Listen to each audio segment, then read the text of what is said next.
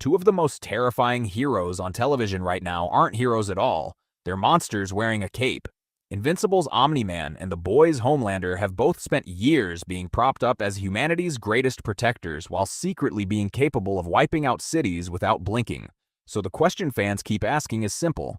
In a straight fight, no writer's room mercy, who actually wins? Let's start with the man-born Nolan Grayson.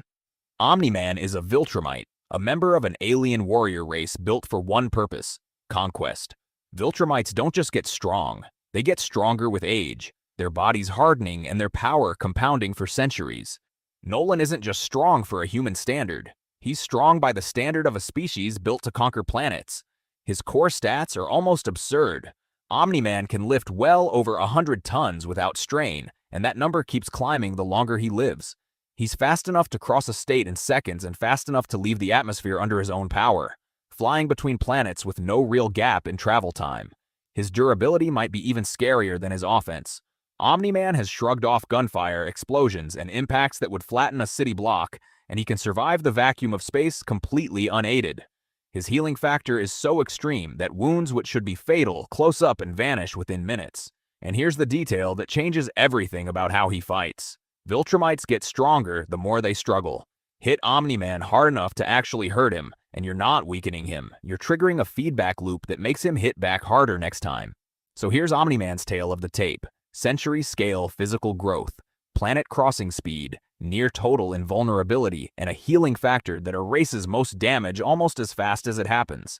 His real limitation is emotional, not physical. Nolan genuinely loves his human family, and that attachment is the only leash on a being who could otherwise flatten the planet without much effort.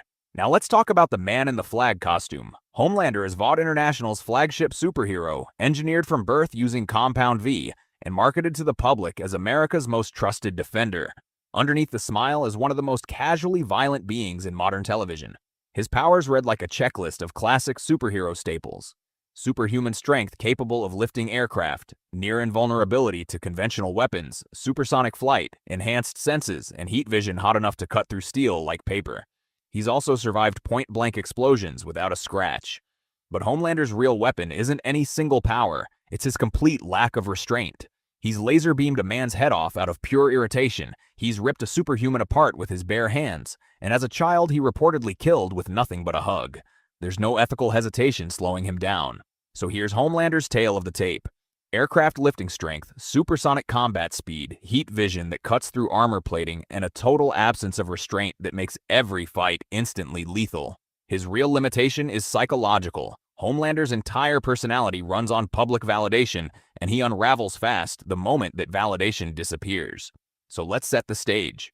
Picture a collapsed shipping yard at night, shattered steel containers scattered like toys, no cameras, no press, no audience for either man to perform for. Just two heroes who have both quietly wondered if they're the strongest thing on the planet. Round one starts the way you'd expect from Homelander. He doesn't wait for an opening, he goes straight for the kill. Twin beams of heat vision aimed directly at Omni-Man's head, the same attack that's ended fights before they started. Omni-Man doesn't even bother dodging. He tilts his head slightly, lets the beam scorch across his cheek, and the wound is already closing before Homelander finishes the attack.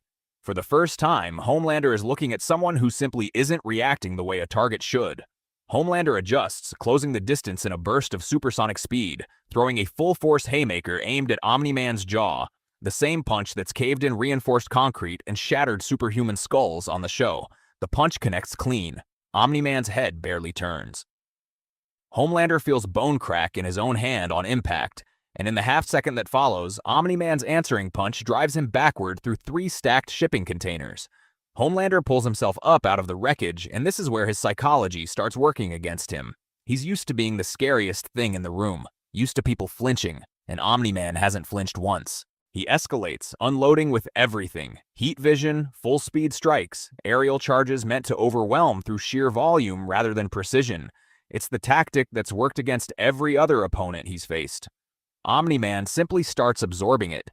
Every hit that lands seems to feed something rather than damage it, and by the time Homelander pauses to catch his breath, Omni-Man looks angrier, not weaker. This is the Viltrumite feedback loop in real time. The harder Homelander fights, the harder Omni-Man's next counter lands. Homelander has never fought an opponent whose durability doesn't just resist pain, but converts it into extra power.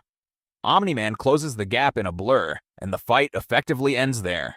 A single strike sends Homelander through the ground itself, cratering the shipping yard, the same kind of blow Omni-Man has used to level buildings without meaning to. Homelander survives, barely, and for the first time in years, he looks less like an unstoppable killer and more like a very frightened man wearing a costume.